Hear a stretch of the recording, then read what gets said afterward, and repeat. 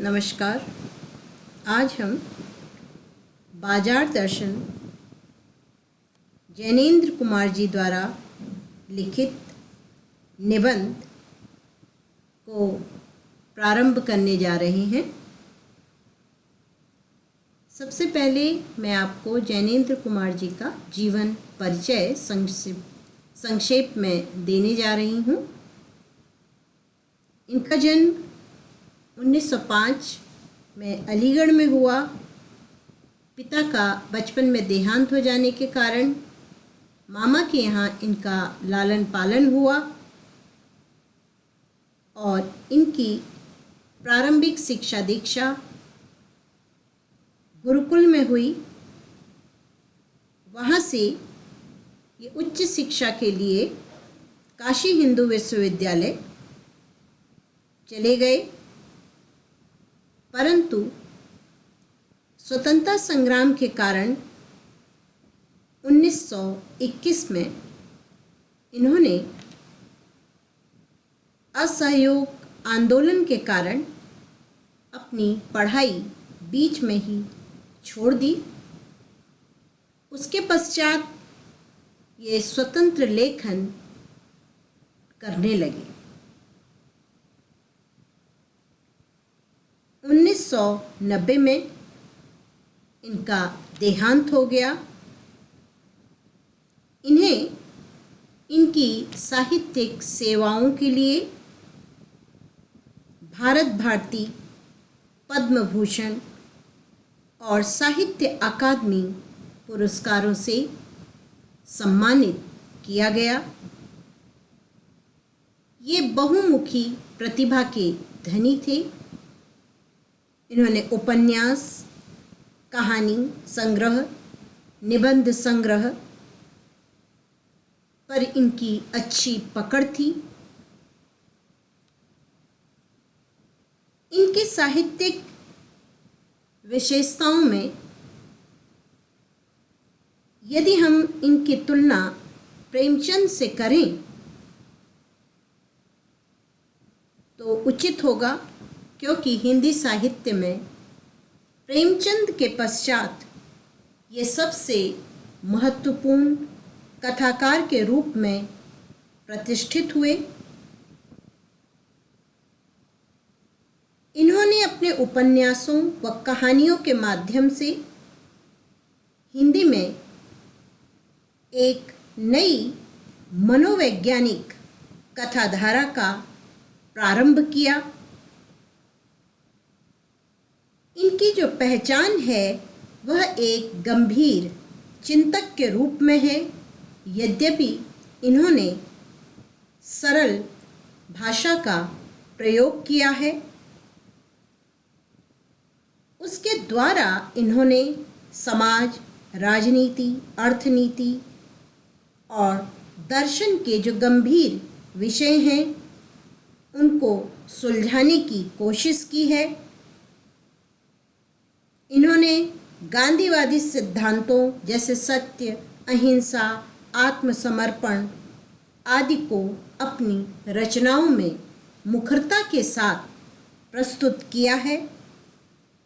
इनकी जो भाषा शैली है वह बहुत ही सरल है, सहज है और भावों के अनुकूल है, जिसमें यदि तत्सम शब्दों की बहुलता है तो साथ ही साथ तद्भव उर्दू, फारसी शब्दों का प्रयोग भी हुआ है।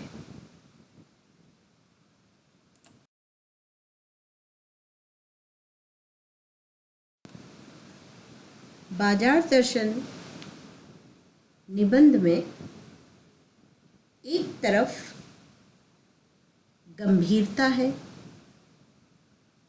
साथ ही साथ हास्य है, व्यंग है, जो मनुष्यों की मनोवैज्ञानिक भावों को प्रकट करता है। यह लेख उपभोक्तावाद, बाजारवाद को समझाता है, जिसमें लेखक ने कहानी के माध्यम से अपने अनुभवों को बताया है कि बाजार की जो जादुई ताकत है, क्रय शक्ति, वह मनुष्य को अपनी ओर आकर्षित करती है, गुलाम बनाती है, परंतु यह भी मनुष्य पर ही निर्भर करता है कि वह अपनी आवश्यकताओं को समझे, जिससे वह बाजार का सही लाभ ले सके, न कि बाजार की चमक दमक में फंस जाए, क्योंकि बाजार की चमक दमक व्यक्ति को ईर्ष्या, तृष्णा, असंतोष में अपना गुलाम बना लेती है, जिसके कारण हम कभी चोर बाजारी, जमाखोरी जैसी चीज़ों को भी देखते हैं। तो बाजार दर्शन में उन्होंने किस्सा गो की तरह इसको समझाने की कोशिश की है।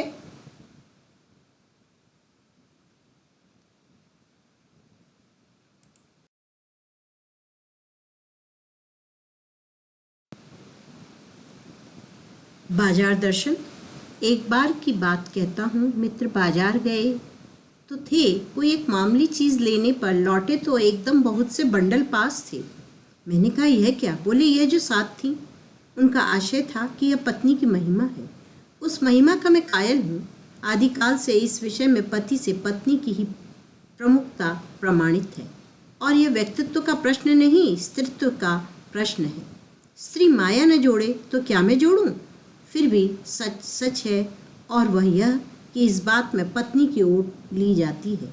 मूल में एक और तत्व की महिमा सविशेष है। वह तत्व है मनी बैग, अर्थात पैसे की गर्मी या एनर्जी। पैसा पावर है, पर उसके सबूत में आस पास माल टाल न जमा हो तो क्या वह खाक पावर है? पैसे को देखने के लिए बैंक हिसाब देखिए, पर माल, असबाब, मकान, कोठी तो अनदेखे भी दिखते हैं। पैसे की उस परचेसिंग पावर के प्रयोग में ही पावर का रस है। लेकिन नहीं, लोग संयमी भी होते हैं। वे फिजूल सामान को फिजूल समझते हैं। वे पैसा बहाते नहीं हैं और बुद्धिमान होते हैं। बुद्धि और संयम पूर्वक वह पैसे को जोड़ते जाते हैं। वह पैसे की पावर को इतना निश्चय समझते हैं कि उसके प्रयोग की परीक्षा उन्हें दरकार नहीं है। बस खुद पैसे के जुड़ा होने पर उनका मन गर्व से भरा फूला रहता है। मैंने कहा यह कितना सामान ले आए? मित्र ने सामने मनी बैग फैला दिया। कहा यह देखिए, सब उड़ गया। अब जो रेल टिकट के लिए भी बचा हो। मैंने तब तय माना कि और पैसा होता और सामान आता। वह सामान जरूरत की तरफ देख कर नहीं आया, अपनी परचेसिंग पावर के अनुपात में आया है। लेकिन ठहरिए, इस सिलसिले में एक और भी महत्व का तत्व है जिसे नहीं भूलना चाहिए। उसका भी इस कर्तव्य में बहुत कुछ हाथ है। वह महत्व है बाजार। मैंने कहा यह इतना कुछ नाहक ले आए?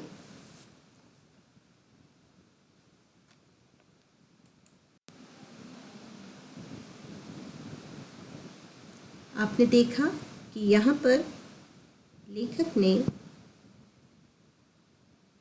कहानी के माध्यम से दो मित्रों के बीच में वार्तालाप शैली का प्रयोग किया है। यहाँ पर भाषा बहुत सरल है।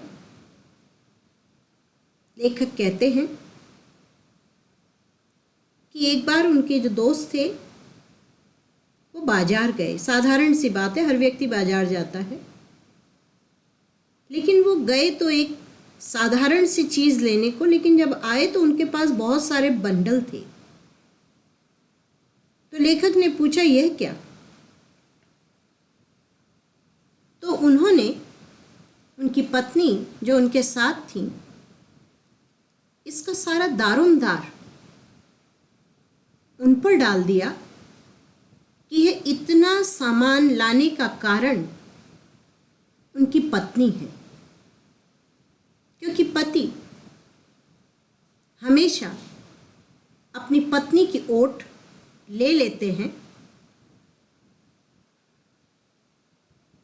लेकिन वास्तविकता में ये पैसे की शक्ति को बताता है। पैसे में शक्ति है, और जब तक आपके पास में ज़्यादा सामान नहीं होगा, आप ज़्यादा सामान इकट्ठा नहीं करेंगे, तो क्या पैसे की जो शक्ति है, एनर्जी है, उसका साक्ष्य देखने को मिल सकता है? नहीं। पैसे को देखने के लिए बैंक बैलेंस है, मकान है, कोठी है,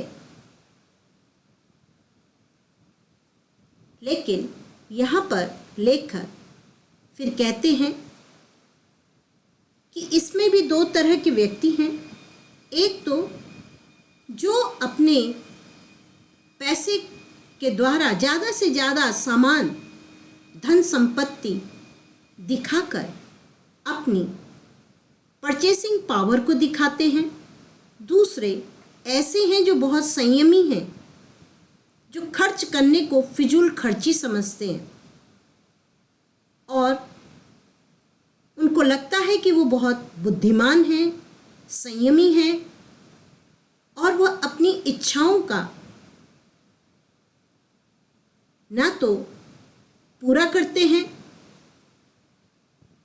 और पैसे को जोड़ते चले जाते हैं। वो पैसे को देखकर ही उनका मन प्रसन्न रहता है कि उनके पास इतना अधिक धन है। लेखक कहते हैं कि फिर मैंने उनसे पूछा कि आप इतना सारा सामान ले आए, क्योंकि लेखक को आश्चर्य हो रहा है कि इतना सामान ये क्यों लेकर आए हैं। तो उनके जो मित्र हैं, उन्होंने अपना जो पर्स है वो उनके सामने रखकर बताया कि जितना पैसा मैं ले गया था वो सारा का सारा खर्च हो गया है। अब तो उनके पास वापस जाने के लिए रेल टिकट का भी पैसा नहीं बचा है। यानी वो इसमें ही अपनी तारीफ समझते हैं कि उनमें इतनी क्षमता है कि उन्होंने इतना अधिक पैसा खर्च किया है। तो लेखक कहते हैं कि तब तो मैंने भी मान लिया कि पैसे में क्रय शक्ति है, लेकिन ठहरिए, इस सिलसिले में एक और भी महत्व का तत्व है जिसे नहीं भूलना चाहिए। यानी एक तरफ तो पैसे में शक्ति है और दूसरी तरफ बाजार का आकर्षण है जो व्यक्ति को अपनी ओर खींचता है।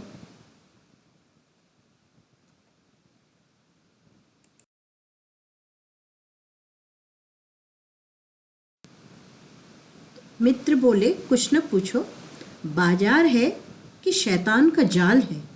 ऐसा सजा सजा कर माल रखते हैं कि बेहया ही हो जो न फंसे। मैंने मन में कहा, ठीक, बाजार आमंत्रित करता है कि आओ मुझे लूटो और लूटो, सब भूल जाओ, मुझे देखो, मेरा रूप और किसके लिए है, मैं तुम्हारे लिए हूँ। नहीं कुछ चाहते हो तो भी देखने में क्या हर्ज है। अजी आओ भी। इस आमंत्रण में यह खूबी है कि आग्रह नहीं, आग्रह तिरस्कार जगाता है, लेकिन ऊंचे बाजार का आमंत्रण मूक होता है और उससे चाह जगती है। चाह मतलब अभाव। चौक बाजार में खड़े होकर आदमी को लगने लगता है कि उसके अपने पास काफ़ी नहीं है, और चाहिए और चाहिए, मेरे यहाँ कितना परिमित है और यहाँ कितना अतुलित है। ओह, कोई अपने को न जाने तो बाजार का यह चौक उसे कामना से विकल बना छोड़े। विकल क्यों? पागल, असंतोष, तृष्णा और ईर्ष्या से घायल कर मनुष्य को सदा के लिए यह बेकार बना डाल सकता है। एक और मित्र की बात है, यह दोपहर के पहले के गए बाजार से और कहीं शाम को वापस आए तो खाली हाथ।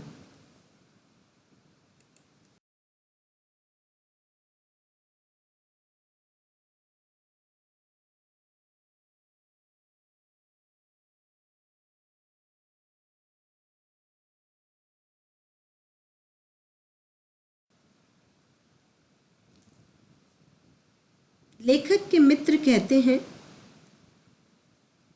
कि ये मत पूछो कि जो बाजार है उसमें कैसा आकर्षण है। बाजार जो है वो शैतान का बिछाया हुआ जैसे जाल हो,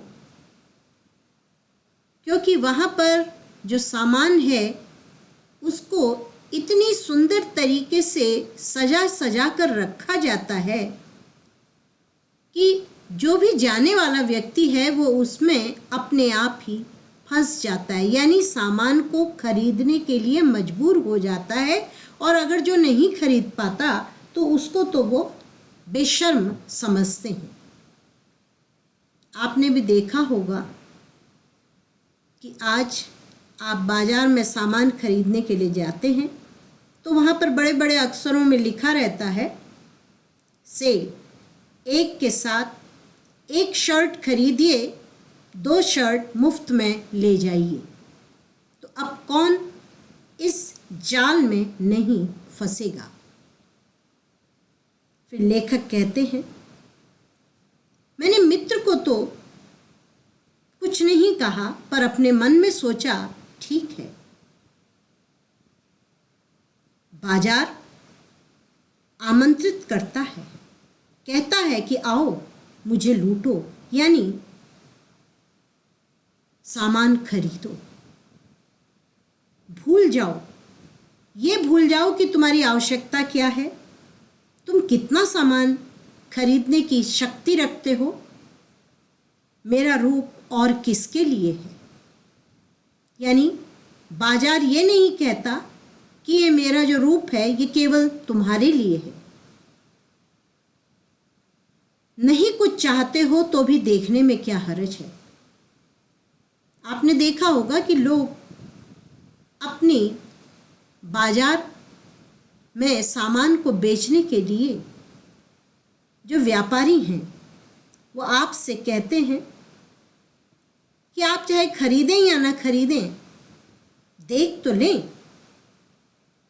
और ये जो आमंत्रण है इसके आगे आप जो हैं नतमस्तक हो जाते हैं और आप उसका तिरस्कार नहीं कर पाते। और जो ऊंचा बाजार है, क्योंकि यहाँ पर मैं आपको बता रही हूँ जब मॉल हैं वहाँ पर कोई भी आपको बुलाता नहीं है सामान खरीदने के लिए, पर उसका जो आमंत्रण है वो इतना मूक होता है कि मॉल को देखने से ही, उसकी साज सज्जा को देखने से ही व्यक्ति के मन में इच्छा जगती है। वो चाहता है कि वो उस सामान को उसके अंदर जाए, वहाँ सामान खरीदे। और यदि वो वहाँ नहीं जा पाता तो उसके मन में ये भावना आती है कि वह सामान नहीं खरीद सकता क्या, यानी उसके अंदर एक अभाव की हीन भावना जन्म लेती है। तो लेखक कहते हैं कि जब व्यक्ति बाजार के बीचों बीच खड़ा है तो उसको लगने लगता है कि उसके पास जो सामान है वो काफ़ी नहीं है, उसको और खरीदना चाहिए। यहाँ कितना अधिक, कितने प्रकार का, कितने रंग रूप का सामान है और मेरे पास जो है वो तो बहुत ही सीमित है।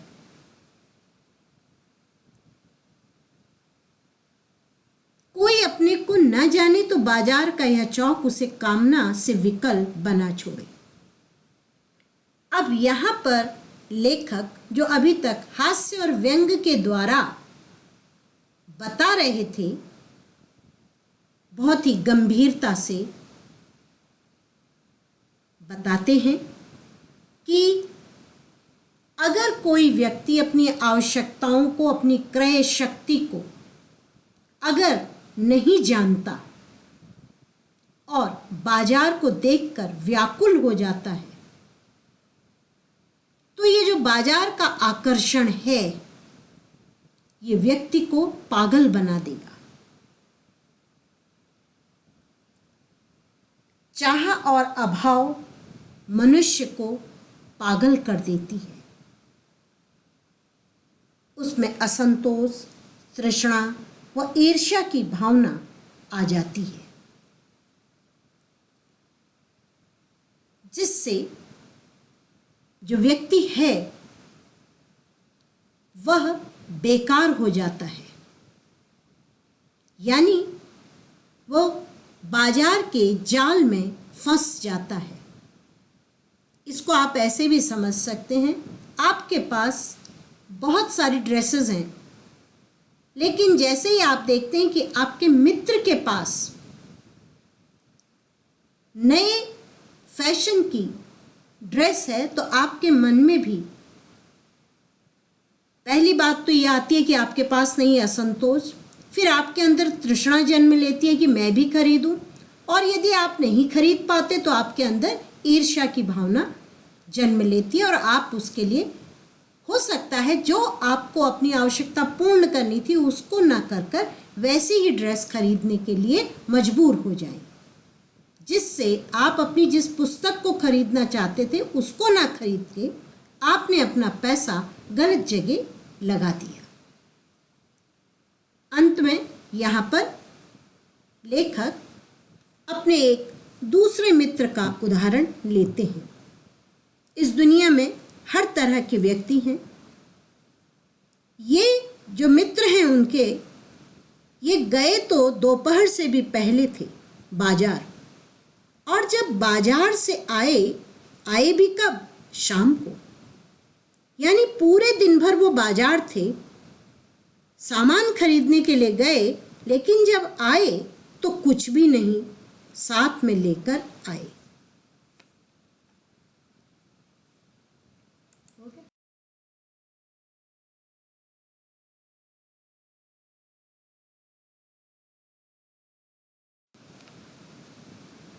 मैंने पूछा कहाँ रहे? बोले बाजार देखते रहे। मैंने कहा बाजार को देखते क्या रहे? बोले क्यों बाजार? तब मैंने कहा लाए तो कुछ नहीं। बोले हाँ, पर ये समझ ना आता था कि ना लूँ तो क्या, सभी कुछ तो लेने को जी होता था। कुछ लेने का मतलब था शेष सब कुछ को छोड़ देना, पर मैं कुछ भी नहीं छोड़ना चाहता था, इससे मैं कुछ भी नहीं ले सका। मैंने कहा खूब, पर मित्र की बात ठीक थी। अगर ठीक पता नहीं है कि क्या चाहते हो तो सब और की चाह तुम्हें घेर लेगी और तब परिणाम त्रास ही होगा, गति नहीं होगी न कर्म। बाजार में एक जादू है, वह जादू आँख की राह काम करता है।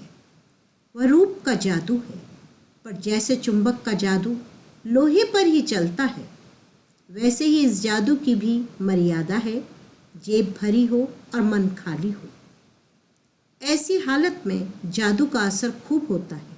जेब खाली पर मन भरा ना हो तो भी जादू चल जाएगा। मन खाली है तो बाजार की अनेक चीज़ों का निमंत्रण उस तक पहुंच जाएगा। कहीं हुई उस वक्त जेब भरी, तब फिर वह मन किसकी मानने वाला है? मालूम होता है, पर यह सब जादू का असर है। जादू की सवारी उतरी कि पता चलता है कि फैंसी चीज़ों की बहुतायत आराम में मदद नहीं देती बल्कि खलल ही डालती है। थोड़ी देर को स्वाभिमान को जरूर सेंक मिल जाता है, पर इससे अभिमान की गिल्टी की और खुराक ही मिलती है। जकड़ रेशमी डोरी की हो तो रेशम के स्पर्श के मुलायम के कारण क्या वह कम जकड़ होगी?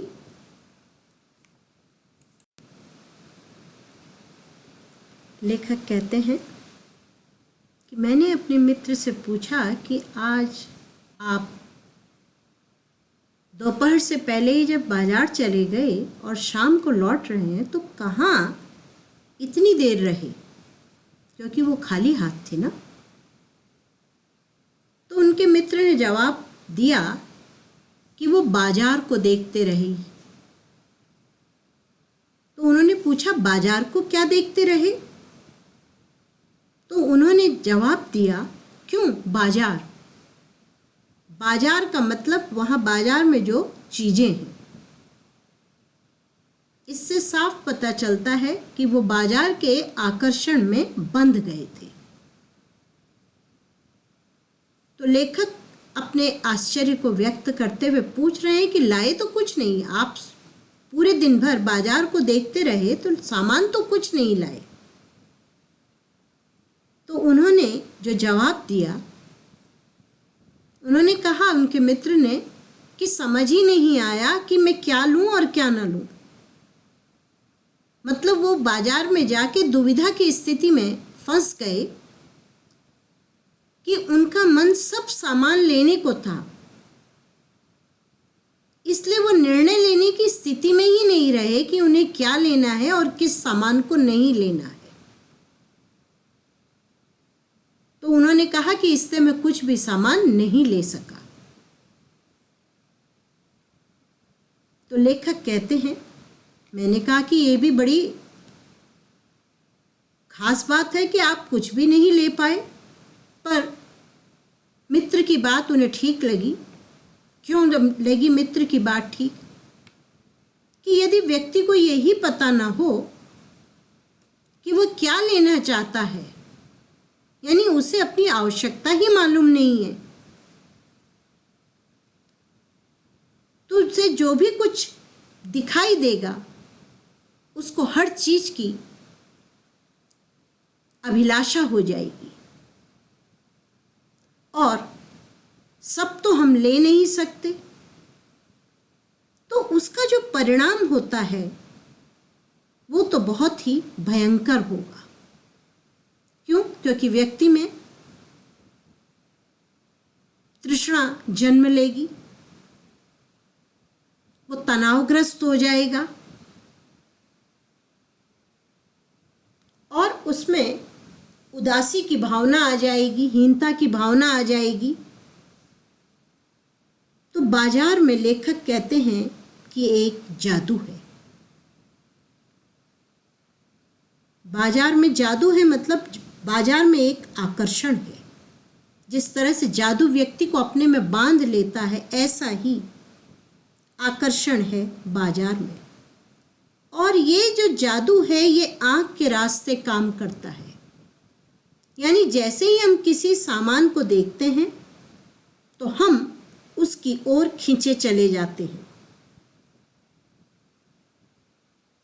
लेकिन लेखक कहते हैं कि इस जादू की भी अपनी एक सीमा है, मर्यादा है।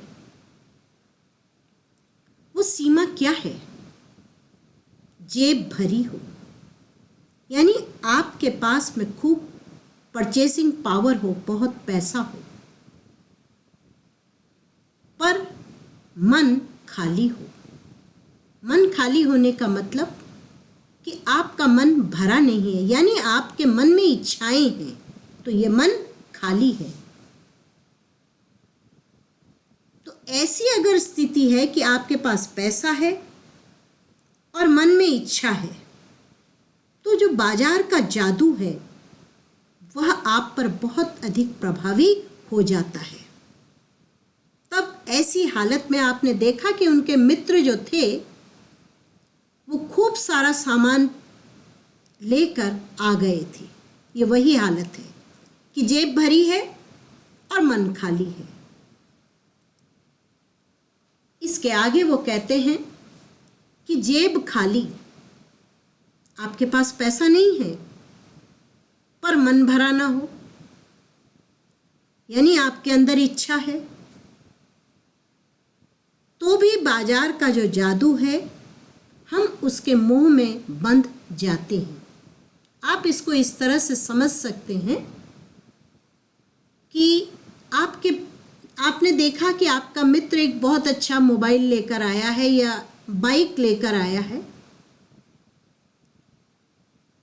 लेकिन आपके पास में उसको खरीदने का पैसा नहीं है पर इच्छा है और आप वैसा ही खरीदना चाहते हैं, तो आप इच्छा के वशीभूत हो जाएंगे, गलत राह की ओर जाएंगे। आप चोरी कर सकते हैं, माता पिता को धोखा दे सकते हैं। क्यों? क्योंकि आप उसकी ओर खिंच गए हैं, आप पर बाजार का जादू, उस वस्तु का जादू आप पर चल गया है। ये स्थिति बहुत ही भयंकर होती है। कहीं हुई उस वक्त जेब भरी, तब तो फिर वह मन किसकी मानने वाला। लेकिन इच्छा भी है और आपके पास बहुत पैसा भी है, तब तो आप किसकी भी नहीं सुनेंगे। आपका जो कुछ मन करेगा, जो कुछ आप देखेंगे, वो सब कुछ आप खरीदते चले जाएंगे। आपको पता ही नहीं चलेगा उस ऐसी स्थिति में कि क्या लूं और क्या ना लूं। आप हर उस वस्तु को लेते चले जाएंगे जो भी आपके मन को भा रही है। तो लेखक आगे कहते हैं कि जादू की सवारी उतरी कि पता चलता है कि फैंसी चीज़ों की बहुतायत आराम में मदद नहीं देती। आज के ज़माने में हम देखते हैं कि व्यक्ति जो है फैशन की ओर, यानी जो ट्रेंड चल रहा है, उस ट्रेंड के अकॉर्डिंग हम उस सामान को खरीदते चले जाते हैं और बाद में जाकर हमें पता चलता है कि हमें उसकी ज़रूरत है ही नहीं, या कुछ दिनों बाद वो फैशन बदल जाता है, तो अब वो वस्तु हमारे लिए बेकार हो जाती है। तो वो हमारे जीवन में आराम का कारण न बनकर मुसीबत बन जाती है। हमारे लिए सबसे बड़ी समस्या हो जाती है कि हम उसे कहाँ रखें, अब उसका क्या करें। पैसे की तो बर्बादी है ही, लेकिन हाँ, जब हम इतना सारा सामान खरीद कर ले आते हैं तो वास्तविकता में हम अपने स्वाभिमान को, ये हमारा स्वाभिमान इससे पूरा होता है, लेकिन इसका परिणाम क्या होता है? हमारे अंदर जो अभिमान है वो और अधिक बढ़ जाता है। यहाँ पर लेखक एक बहुत सुंदर उदाहरण दे रहे हैं कि अगर किसी व्यक्ति के गले में आप रेशम की डोरी डालें या रस्सी डालें, लेकिन दोनों का जो खिंचाव है वो तो उसकी गर्दन को जकड़ ही लेगा। ठीक इस तरह से यहाँ पर लेखक कहते हैं कि चाहे वो स्वाभिमान हो या अभिमान हो, अगर आप बाजार की ओर आकर्षित होकर अपनी आवश्यकताओं को ना पहचानते हुए बाजार के आकर्षण में यदि बंध जाएंगे, तो यह आपके लिए आराम का नहीं, मुसीबत का कारण ही बनेगा। पर उस जादू की जकड़ से बचने का एक सीधा सा उपाय है, वह यह कि बाजार जाओ तो खाली मन न हो, मन खाली हो तब बाजार न जाओ। कहते हैं लू में जाना हो तो पानी पी कर जाना चाहिए। पानी भीतर हो, लू का लूपन व्यर्थ हो जाता है। मन लक्ष्य में भरा हो तो बाजार भी फैला का फैला ही रह जाएगा तब वह घाव बिल्कुल नहीं दे सकेगा, बल्कि कुछ आनंद ही देगा। तब बाजार तुमसे कृतार्थ होगा, क्योंकि तुम कुछ न कुछ सच्चा लाभ उसे दोगे। बाजार की असली कृतार्थता है आवश्यकता के समय काम आना। यहाँ एक अंतर चिन्ह लेना बहुत जरूरी है। मन खाली नहीं रहना चाहिए, इसका मतलब यह नहीं कि वह मन बंद रहना चाहिए। जो बंद हो जाएगा वह शून्य हो जाएगा। शून्य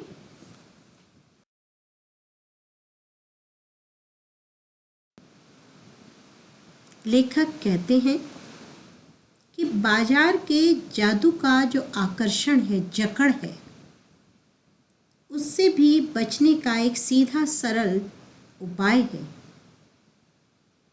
वह उपाय क्या है कि जब व्यक्ति बाजार जाए तो उसका जो मन है वह खाली नहीं होना चाहिए।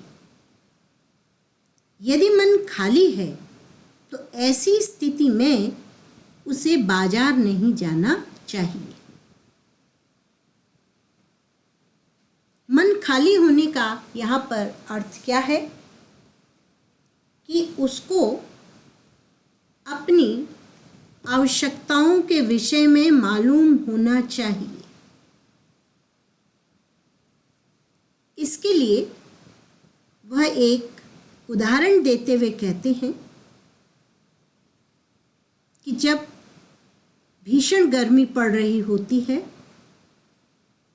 और लू चलती है, तो इस लू से बचने का एक समाधान बताया जाता है कि जब आप घर से बाहर निकलें तो खूब पानी पीकर जाएं, क्योंकि लू गर्म हवा है। आप पानी पीकर जाएंगे तो आपको जो लू है उसकी गर्मी का असर कम हो जाएगा। तो पानी भीतर हो तो लू का लूपन व्यर्थ हो जाता है। तो इसी तरह से वह भी कह रहे हैं कि अगर आपका मन खाली नहीं है तो आप बाजार जा रहे हैं, बाजार सजा हुआ है, बाजार में आकर्षण है, लेकिन आप उसके जाल में नहीं फंस सकते, क्योंकि उन्होंने उसी बात को इससे पहले वाले आपने देखा पैराग्राफ में कह रहे हैं कि अगर बाजार में जादू है तो जिस तरह से चुंबक केवल लोहे पर ही उसका प्रभाव होता है, बाकी पर उसका प्रभाव नहीं होता। बाकी भी तो धातु हैं, लेकिन लोहा ही उसकी ओर क्यों आकर्षित हो जाता है। तो उसी के लिए उन्होंने कहा कि आपका जो मन है वो खाली नहीं होना चाहिए। मन लक्ष्य में भरा हो तो बाजार भी फैला का फैला ही रह जाएगा। आप सब देख सकते हैं, समझ सकते हैं। आपके अपने घर से आते हुए रास्ते में रेस्टोरेंट भी पड़ते हैं, कई प्रकार की दुकानें भी पड़ती हैं, सिनेमा हॉल भी होते हैं। लेकिन अगर आपके मन में ये लक्ष्य है कि मैं पढ़ने के लिए जा रहा हूँ, तो आप केवल स्कूल की ओर ही जाते हैं। क्यों? क्योंकि आपका मन लक्ष्य से भरा है, आपका मन खाली नहीं है। तो बाजार में जो अन्य चीजें हैं वो आपको अपनी ओर आकर्षित नहीं कर पाती, तब वह घाव बिल्कुल नहीं दे सकेगा। उसका परिणाम क्या होता है? उसका परिणाम ये होता है कि आप बाजार से प्रभावित नहीं हो पाते। इसके स्थान पर, क्योंकि आपने अपने लक्ष्य को प्राप्त कर लिया, तो आपके मन में आनंद उत्पन्न होता है। यानी आप ईर्ष्या, तृष्णा, इन सब से दूर हो जाते हैं। तो आप तनावग्रस्त नहीं रहते। इससे जो बाजार का असली लाभ मिलना चाहिए जिस व्यक्ति को, वह उससे लाभान्वित होगा। अब बाजार का लाभ क्या है? क्योंकि बाजार में क्रेता और विक्रेता दोनों होते हैं। एक सामान को बेचने के लिए आता है, एक सामान को खरीदने के लिए आता है जिससे वह अपनी आवश्यकताओं को पूरा कर सके। अगर ऐसी स्थिति है तो बाजार लाभान्वित करता है और एक सभ्य समाज में व्यक्ति को बाजार की आवश्यकता है। बाजार गलत नहीं है, बाजार की हम सबको आवश्यकता है, क्योंकि कभी हम उपभोक्ता हैं, कभी हम क्रेता हैं, कभी हम विक्रेता हैं। बाजार की असली कृतार्थता है आवश्यकता के समय काम आना। उसका आप एग्जाम्पल अभी ले सकते हैं, जैसे कोरोना जैसी बीमारी चल रही है। ऐसे समय में हम सबको दवाई भी चाहिए, अस्पताल भी चाहिए। अस्पताल की इसी अवस्था में ज़रूरत है, तो ऐसे ही बाजार की भी ज़रूरत है, और बाजार की ज़रूरत है आवश्यकता के समय काम आना। यही उसकी कृतार्थता है, यानी वो इसी तरह से हमें कृतार्थ करता है जब उसका सही जो लाभ है वो क्रेता या विक्रेता को मिले, जिससे जो उपभोक्ता है वह अपनी आवश्यकता को संतुष्ट कर सके। यहाँ एक अंतर चिन्ह लेना बहुत जरूरी है। मन खाली नहीं रहना चाहिए। लेखक फिर कहते हैं कि यहाँ पर जो सबसे जरूरी बात है वो क्या है कि व्यक्ति का जो मन है वह खाली नहीं रहना चाहिए। इसका मतलब यह नहीं है, क्या मतलब नहीं है, कि मन बंद रहना चाहिए। यानी कोई व्यक्ति अपनी आवश्यकताओं को ही बंद कर दे, आवश्यकता बंद कर दे, यानी आवश्यकताओं की पूर्ति ना करे। और यदि ऐसी स्थिति है तो शून्य हो जाएगा। शून्य हो जाने का अर्थ है